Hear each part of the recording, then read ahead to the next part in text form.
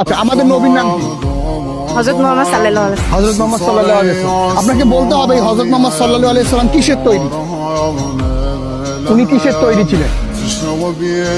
ওইদিকে দেখবেন, আপনি আমার দিকে দেখবেন। উনি কিসের তৈরি ছিলেন? আগুনের তৈরি। আগুনের তৈরি বা নূর, আগুন বা নূরের? বা নূরের, হ্যাঁ। নিব নিব। আমার নবীকে নূর না মাটি, আরো জোরে নূর না মাটি। আগুন নাই, পানি নাই, মানুষ নাই, জিন নাই, ফেরেশতা নাই, আসমান নাই, চন্দ্র নাই, সূর্য নাই, লৌহ নাই, কলম নাই, আরশ নাই, কুরসি নাই, নাই কিছু নাই। তখনই আমার আল্লাহর কাছে আমার নবী হিসাবে, নবী নূর হিসাবে ছিলেন। আত্মনে বলুন, ঠিক না বলেন? নবীর দাঁড়াইয়া সালাম দেই, মাথা দিয়া না, প্রেম দিয়া সালাম দেই। তো এটা দিয়ে, এটার বিশ্লেষণ এটা দিয়ে হবে না। আরে সাহাবায়ে কেরাম রাসূল যখন ওযু করতেন, রাসূলকে বলতেন ইয়া রাসূলুল্লাহ, ওযুর সাথে কুলির সঙ্গে কাশ মুবারক দেন।